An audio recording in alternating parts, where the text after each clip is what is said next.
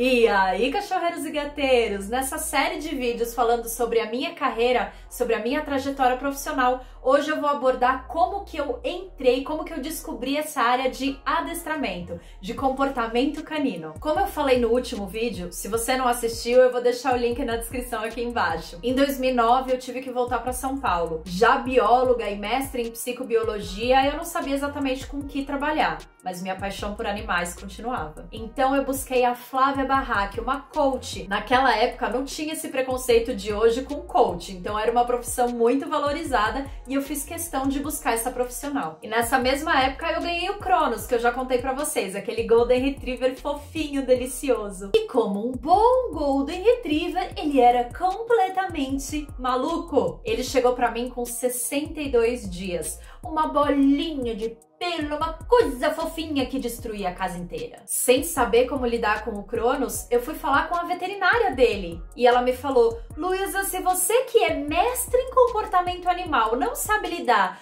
com o comportamento desse cachorro, quem é que vai saber lidar? E ela ainda falou: eu acho que você tem que fazer um curso de adestramento.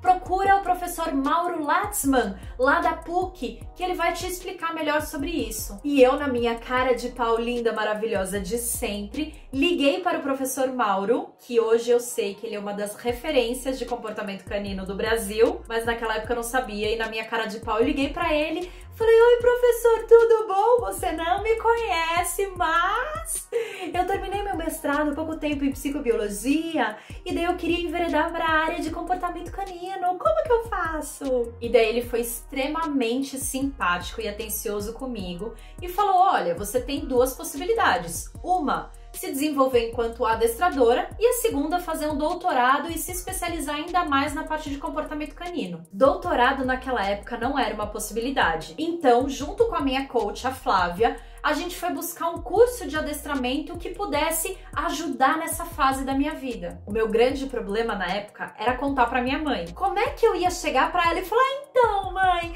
você já me sustenta, você já me deixa morar na sua casa, você já faz um monte de coisa por mim, mas você ainda pode pagar um curso de adestramento que é quase R$1.000? Não só a Flávia me ajudou a como conversar com a minha mãe, e minha mãe me ajudou a pagar esse curso, como a Flávia me emprestou o cachorro dela, o Billy, um Golden Retriever, e ele foi o meu primeiro cliente. A gente precisa lembrar que isso aconteceu em 2009, ou seja, há mais de 10 anos atrás. Então as técnicas que eu aprendi naquela época são totalmente diferentes das técnicas que eu aplico hoje em dia. Em 2009 eu usava enforcador, em 2009 eu fazia o adestramento com base em petisco e enforcador, o que hoje a gente chama de adestrador misto. Mas com as bases que eu já tinha do mestrado de comportamento animal, mais o curso de adestramento, eu comecei a atender. E você quer saber como evoluiu essa história? Como que foi o Billy enquanto meu primeiro cliente? Como que eu dei continuidade aos meus estudos de comportamento canino?